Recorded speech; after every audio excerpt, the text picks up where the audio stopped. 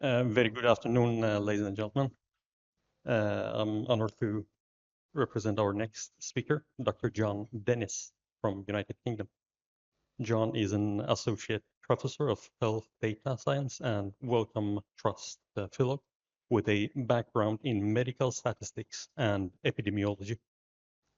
He is a member of the Diabetes Research Team at the University of Exeter, leading the internationally recognized work on precision medicine for type 2 diabetes. Welcome, Dr. John. Yeah, it's going Hi to be again. virtuality. So for those who weren't part of this morning session, my name is Professor John Dennis. I'm an associate professor at the University of Exeter in the UK, and I'm a health data scientist working on precision type 2 diabetes. Well, in this morning's session, we covered the latest on models to optimize choice of type 2 diabetes therapy. In this session, I'm going to cover the latest research on another exciting related area, and this is the proposed stratification of type 2 diabetes into cluster subtypes, with a particular focus on the clinical utility of proposed approaches. And really, this field really gained lots of attention with this first seminal paper by Emma Alkvist and colleagues back in 2018 now, which really proposed moving away from our standard type 1 and type 2 diabetes classification to actually separating type 2 diabetes into four distinct subtypes. To do this, they used a data-driven approach using clinical features, so HbA1c, BMI, age, HOMA, measures of beta cell function and insulin resistance, and GAD. And as shown here, they were able to define 5 subgroups, clusters, using this approach, one of whom is this SAID, autoimmune cluster, which is type 1 diabetes, but then these 4 potentially novel type 2 subtypes. And really what these subtypes aim to do is really move beyond this catch-all definition of type 2 diabetes, where it's a diagnosis primarily of exclusion once other types have been ruled out, to actually become more sophisticated and have subtypes that better reflect distinct heterogeneity in diabetes etiology. And the hope is that then by defining these groups, then they will have utility for prognosis, so predicting risk of complications and other outcomes, precision medicine, so identifying optimal treatment at this new subtype level, and finally uncovering disease mechanism. And really, since that original paper, there have been a huge number of follow-up studies that have sought to reproduce, extend, and validate these original cluster subtypes, using a whole array of different data sources, from routine features to genetics and proteomics.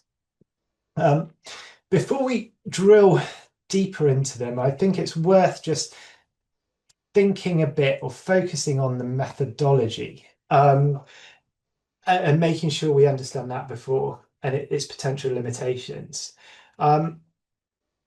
Predominantly, these studies use cluster analysis, which is a data-driven method to find groups in any data. It's normally an exploratory tool.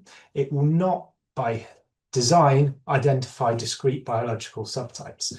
I guess this is illustrated by these plots at the top, where we simply got weight against height, and we can see actually if we perform a cluster analysis, the model will find potential groups in the data, even though they probably don't have any underlying true biological separation. What's also known is that the number of clusters you find will depend on the exact method you use, the features that are inputs, and actually the size of your data set as well. Another key point is that if you are clustering based on clinical features, which are correlated with each other, so things like kidney function, which we know declines with age, or BMI, which we know is linked to other markers of cholesterol, blood pressure, etc.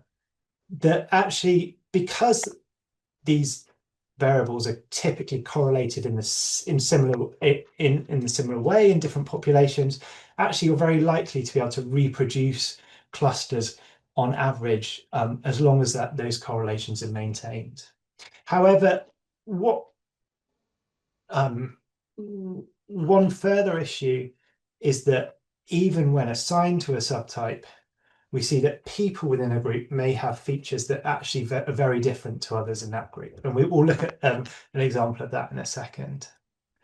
And finally, again, this is primarily a weakness of routine feature models.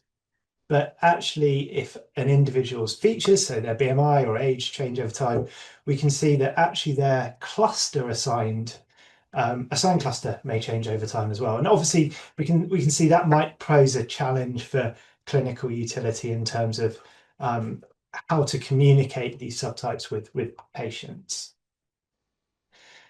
So after that original Alkvist study, ourselves and many others have taken forward this subgroup analysis. And we had a 2019 paper using RCT data. So this is the ADOPT study, actually testing specifically the clinical utility of the subtypes.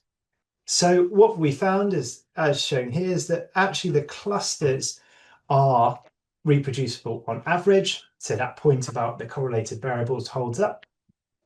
But actually, and this you can see from the error bars on each of the estimates, the average hides a lot of individual level variation. So what we can see is these groups aren't actually discrete subtypes, but actually they contain patients who are overlapping in many of the different characteristics.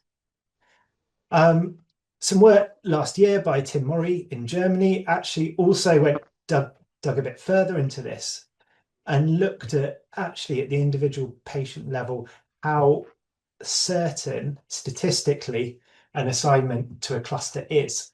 So he used something called the NRE, the normalized relative entropy statistic, and actually an NRE of 1, as shown at the top, indicates that actually perfect assignment to subgroups.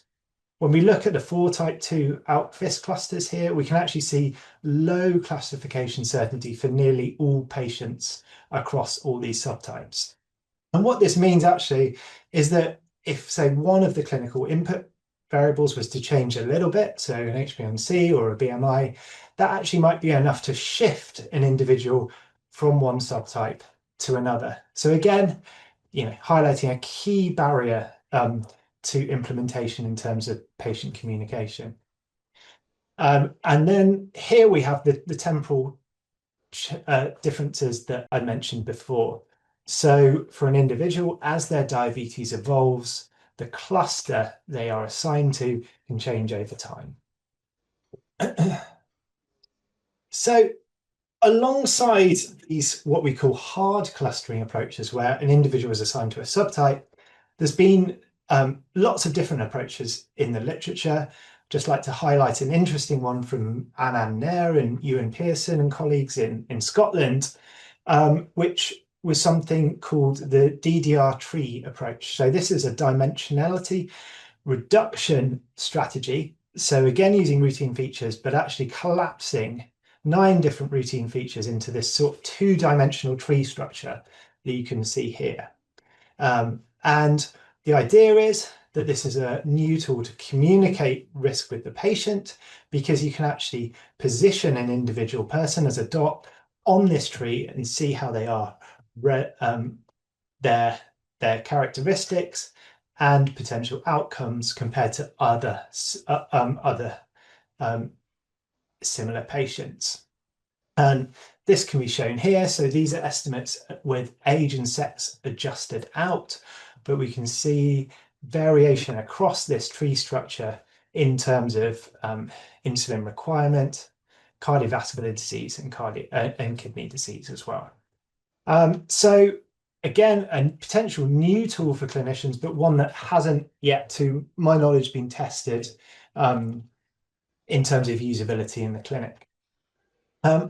Finally, what we also have is tremendous progress in terms of genetics, and particularly what we call partition polygenic risk scores.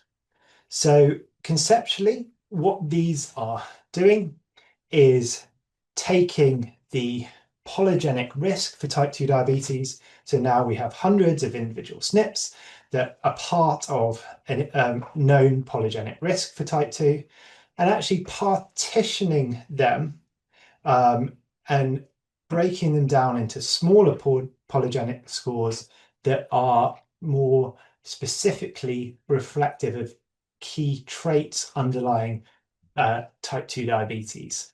For example, you can see at the top in this bar an obesity cluster, in the middle and a lipodystrophy one, and then you've got beta cell function related clusters and ones relating to lipid metabolism and so on. So an advantage of these approaches is, of course, they directly reflect underlying biology and are stable, so it's genetics, so these are unchanged throughout life in an individual. So overcoming some of those issues of changing cluster assignment over time. However, to date, we'll come on and see some of the early data on this. Their clinical utility remains to be fully assessed. So just to summarize this first overview of different approaches. So what I think we have now are a whole array of potential clinical feature clusters, which can lead to largely, on average, reproducible subgroups of type 2 diabetes in many populations internationally.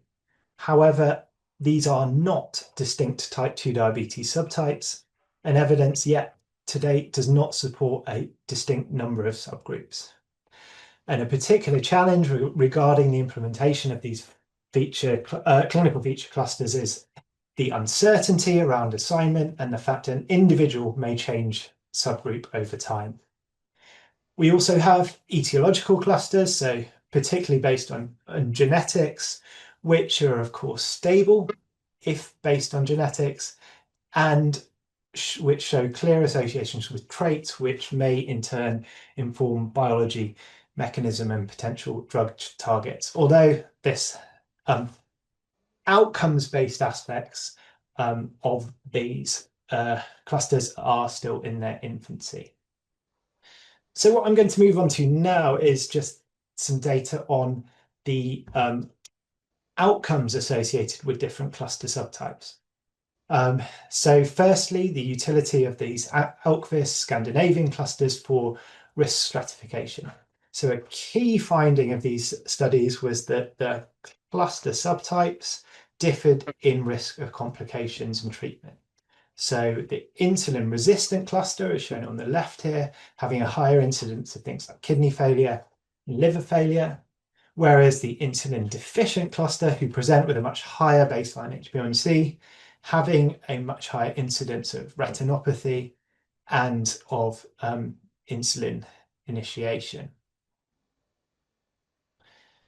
So what we and others have been able to show is that although these differences do hold up in other data sets, actually when we're thinking of prediction of prognosis for individual patients, we're much better using continuous clinical features rather than clusters. And this is shown here from, again, our reanalysis of the ADOPT trial, where we compared glycemic progression. So this is HbA1c change over 5 years by cluster on the left and by age at diagnosis continuously on the right. And what we can see immediately is a much higher R squared with age at diagnosis alone over the cluster subtype. So a single continuous variable massively outperforming the clusters. And this benefit of continuous features over clusters has been confirmed by many other groups. Here's an example of a study based again from Sweden, but that compared clusters against individual feature models to predict mortality and cardiovascular disease. And here their metric in terms of an outcome was a C statistic, where a perfect model gets a C statistic of 1, a model no better than chance gets a C statistic of 0.5. And we can see that although the clusters have some utility, there's a much higher C statistic for the individual features models for both these endpoints, suggesting much greater clinical utility for patients. In terms of the genetic clusters, data on this is just starting to appear. So here's something from late 2024 in a UK cohort implementing the clusters first proposed in Nature Medicine. And what they're doing here is actually looking at extremes of genetic risk. So on the left, progression to CKD in the top decile for beta cell polygenic score versus the bottom decile. And what we can see actually is even over a long-term follow-up, there's a relatively modest difference in outcome.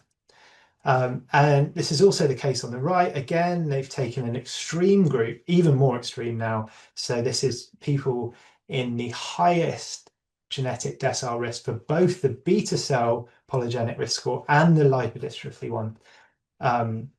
And again, you can see very modest differences in outcome. And these are the two outcomes and polygenic scores with the largest difference. So again, interesting, but potentially not something ready for the clinic at the moment. So we can also think about the utility of these subtypes for treatment selection, so optimizing therapy. And here we can compare the subtype approach with approaches based on continuous features. So these outcome-based treatment selection models like we heard about earlier. Again, we've been able to look at this in trial data in terms of drug response, and we showed some differences in drug response over 3 years in the ADOPT study again. So in particular, the severe insulin resistant group on the right, having a much greater and more sustained response to TZDs than other treatments. However, we've also been able to test their utility directly for selecting optimal treatment. So if you give someone the best treatment for their subgroup, is it better than chance or another strategy? The plot on the left actually shows that targeting treatment based on cluster only leads to a relatively modest, sort of less than 2 millimole per mole benefit in drug response in an RCT. And the plot on the right, and this is unpublished data again from our group in the reanalyzing the TriMaster trial, shows that again, although the subtypes have some utility, so that's those bars on the right, they're markedly outperformed by our 5-drug model that we heard about earlier for selecting the best glucose-lowering treatment for individuals.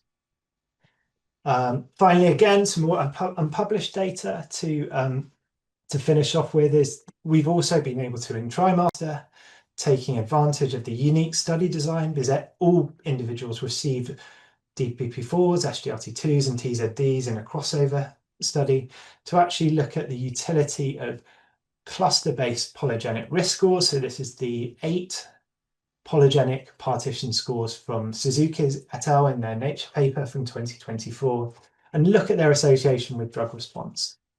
What we can see is actually we see some differences, but really we're seeing effect sizes that are very modest here. So these are shown per standard deviation increase or change in these polygenic scores. We can see even a whole standard deviation change is not leading to clinically relevant effect sizes in terms of differential response. So again, suggesting these genetic subtypes are probably not ready for to be used for targeting treatment. So to summarize, I think although the last 6 or 7 years have seen some really exciting development in understanding the heterogeneity of type 2 diabetes. And although subtypes have opened up, I think, a whole new field of thinking, I think they're not ready for clinical use at the moment. The predominant limitations of clinical feature clusters is that they are not discrete subtypes and they are not stable enough to reliably allocate individual patients. Genetic clusters show clear associations with traits, which may inform biology and mechanism, which is exciting and may lead to new understanding of type 2 and potentially new drug targets in the future. However, both these approaches perform poorly to predict clinical outcomes for individuals. And as we heard in the morning's talk, our view is that direct outcome prediction, like our 5-drug treatment selection model, is what is likely to be most accurate and optimal for patients in the diabetes clinic worldwide. Here again are my acknowledgements, and I will just finish by flashing up the link to our treatment selection model for you to try out and for those that are interested. Okay, well, thank you very much for listening, and I will be happy to take questions in a second. Thank you very much.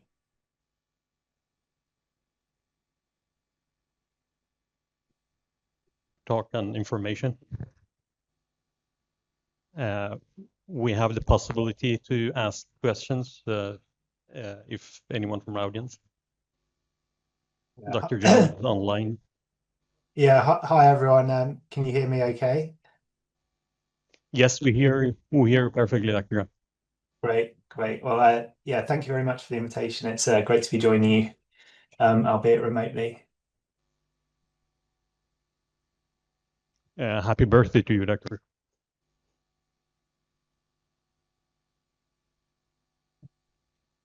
Any questions?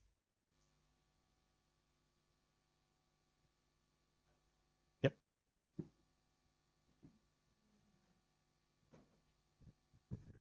Thank you, Dr. Dennis, for this outstanding talks, 2 talks you had today in the meeting, and I thank you so much for it. Is there a role of AI in, at least managing the cases in our hospitals nowadays? We are using AI, so would that be able in the future when we just put the data on the patient's medical health record, that we will get some feedback that we should consider changing treatment or anything based on the model that you have? So are you developing it? Your model, the 5 model that you have in your hospital, are you developing it to be integrated with AI?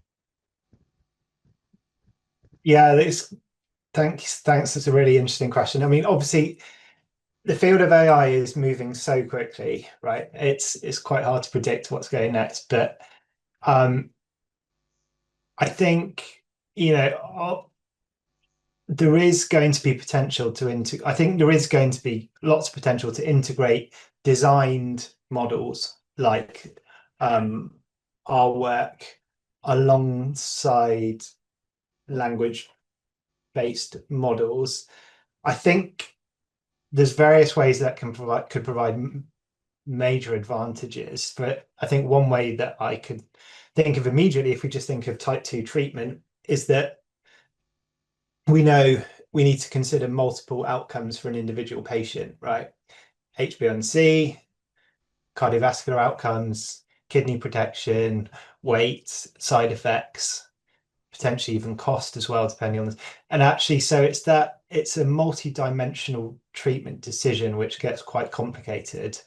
And that's where I think an AI-based system, if it was carefully designed and tested, could have real value in sort of weighing up all those different strengths and disadvantages of changing or adding treatments, and providing a clear rationale alongside any recommendation.